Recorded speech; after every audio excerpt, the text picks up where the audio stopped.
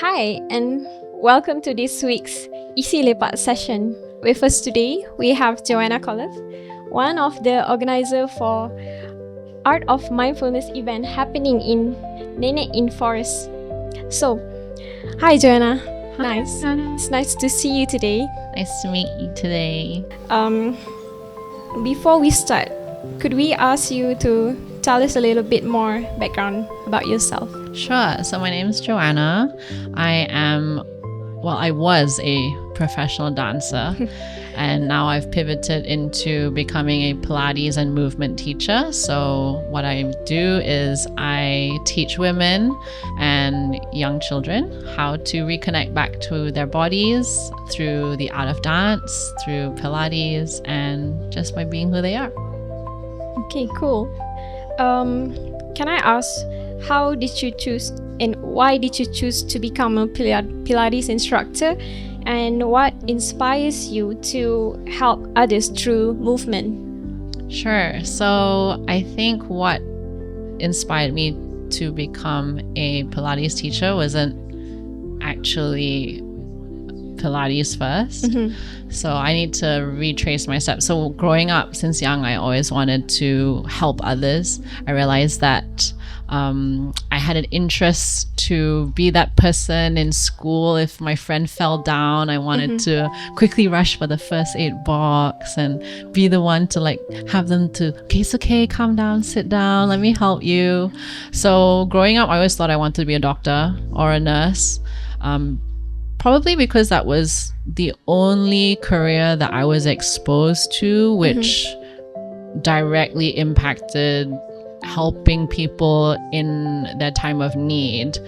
But when I grew up and realized that there was other professions that involved movement, and also thankfully my parents' advice of guiding me to something that I was more suited for, which was more to do with the art stream rather than the science stream, because my brain doesn't really work that way.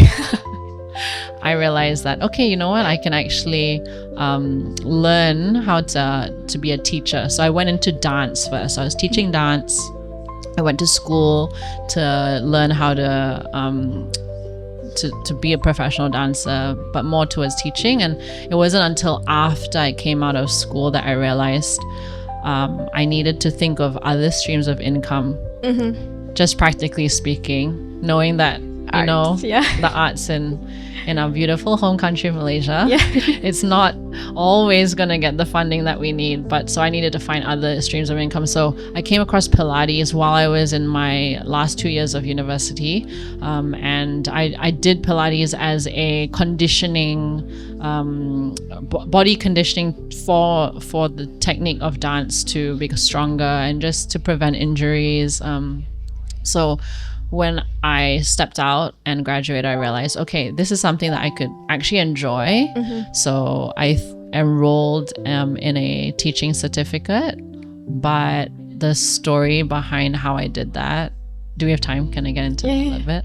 I didn't have the money. Okay. We all know Pilates is pretty expensive. Exactly.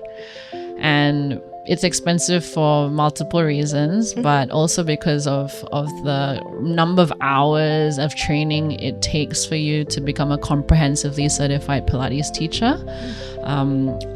I reached out to my community at that time and I just said, hey, I'm going to be very honest.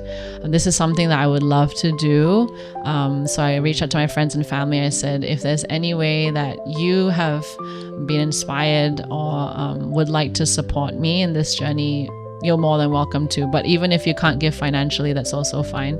So I just kind of put it out there, and I was getting some, funds, small funds, but one day I opened a letter and it was from my physiotherapist. So I had to go through surgery for my ankle.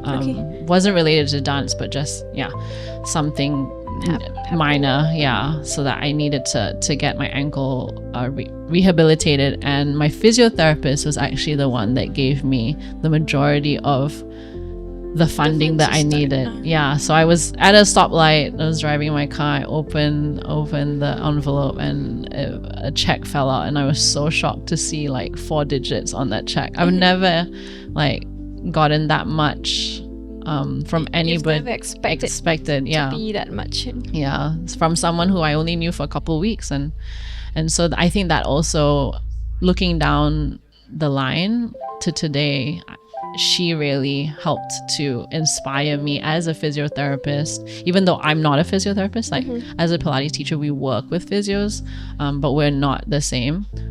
She really inspired me to see this as a gift to give to others, the power of movement and just being more in tune with your body. So that's how I stumbled on Pilates. That's actually quite a moving story, because you receive a support from someone you barely knew, and now you're giving back to the community. So yeah, it's very touch felt. I love full circle moments. It's special. Yeah. So after that, after you gained the fundings and you went through the classes to get the certificate to be a legit Pilates instructor, is there anything else that you discover within Pilates that empowers, like what is the power of Pilates to compare with other movement exercises, like yoga? Sure. Because even for myself, I tend to get confused between those two, the difference of it. Sure. Can you explain a little more about it? Sure. Yeah. So I always tell people, like, Pilates is a form of exercise, and just like anything else, you might enjoy it, you might not enjoy it, and it's okay. It's not for everyone, because we all have our own preferences. Yeah.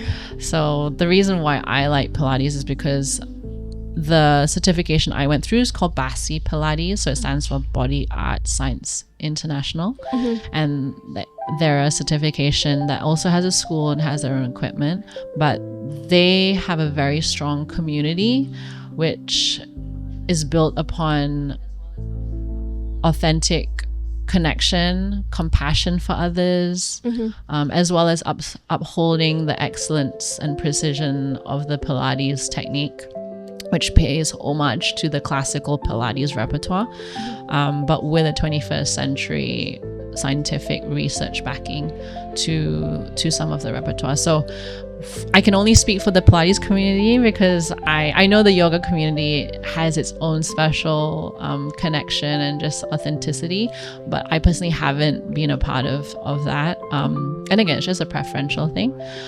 So I know that with the Pilates community that I found through BASI Pilates, the reason why I love it is because of that authentic connection. And sorry, my mind just went all over. Can you repeat the other question? The question was about discovering the power of Pilates. Right. Okay.